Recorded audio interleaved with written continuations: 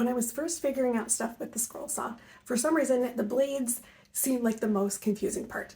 Maybe it's just because there are so many options. So I'm going to go over some of the basics and recommend my beginning type of scroll saw blade. Hi, I'm Stephanie. Welcome to Crafting in the Rain. So what I have here is 3 packages of scroll saw blades in 2 popular brands, Flying Dutchman and Olsen. So what I'm going to do is give you a close-up kind of overview of what these blades look like, what the different numbers mean, and then I'll show you some examples of what the blades look like as they're cutting through MDF. To describe the different types of scroll saw blades, I've made this colorful template so we can go through each design or each pattern, and it's really much easier to see than if I tried to just show you with an actual blade.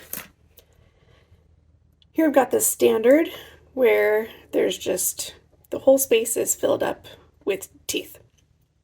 This used to be pretty much the only kind of scroll saw blade that was made, but now they've expanded into lots of different kinds that work better.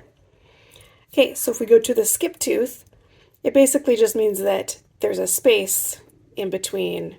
For a double tooth, same kind of idea, you have 2 teeth and then a space, 2 teeth and a space.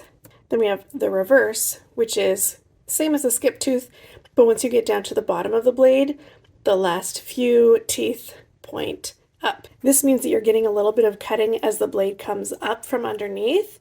It reduces tear out and gives you a smoother cut. This here is an ultra reverse. So we have 2 down, 1 up, and then again, 2 down, 1 up, and then that continues down the blade. A precision ground is each of the teeth are just shaped a little more. This gives you a really sharp, really fast cut, which means it can be a little hard to manage when you're first starting out. And then this is more or less what a spiral blade would look like. It's basically like one of these that's just twisted around. So as it's going up and down, it's going to cut in all directions. I've never used a spiral blade, and from what I've seen, most people don't recommend it. It's really hard to cut a straight line because no matter which direction you're moving that blade, you're going to be cutting. Okay, so I hope this is helpful, and I will also make this available as a download. Next, let's talk about some of the numbers that you'll see associated with different types of blades.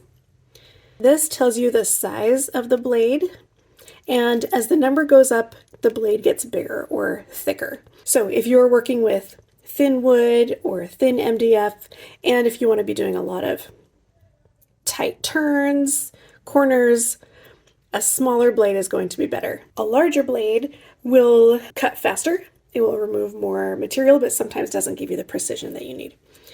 Okay, the other number you're going to see is TPI. TPI is teeth per inch.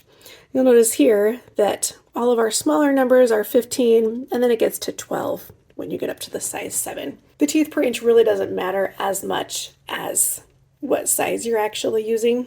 Okay, next I've got my Olsen blades. This little packet here has a size 3, a size 5, and a size 9.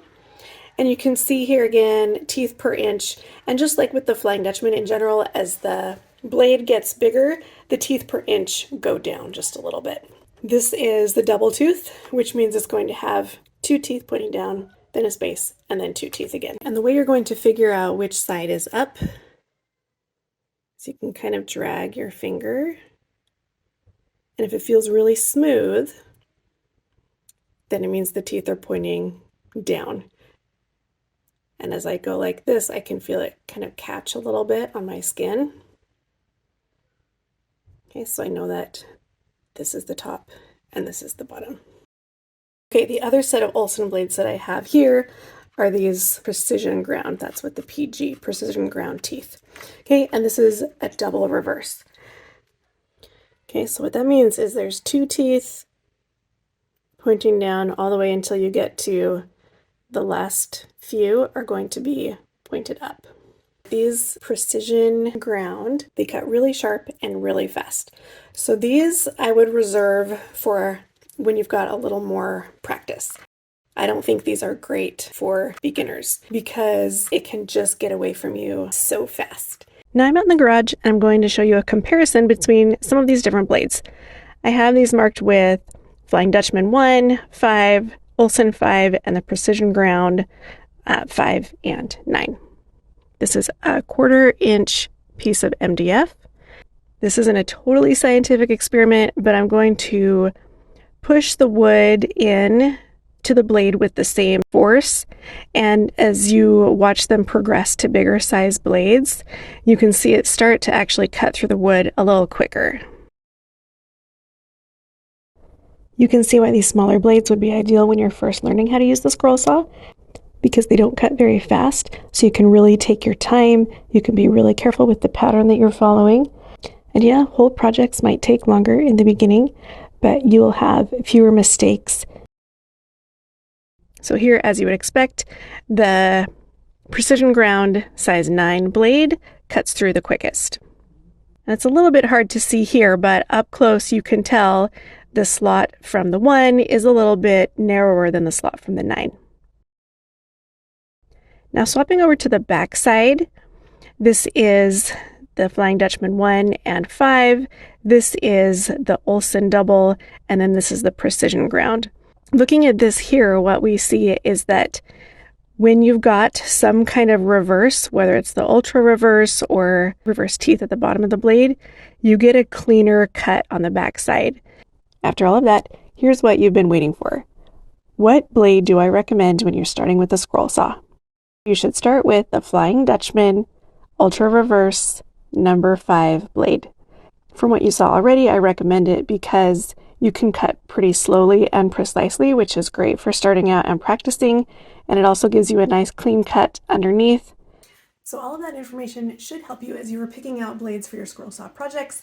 If you have any questions, make sure you leave me a comment, like this video, subscribe to my channel so that you can see all the rest of the scroll saw videos. I'll see you next time. Bye.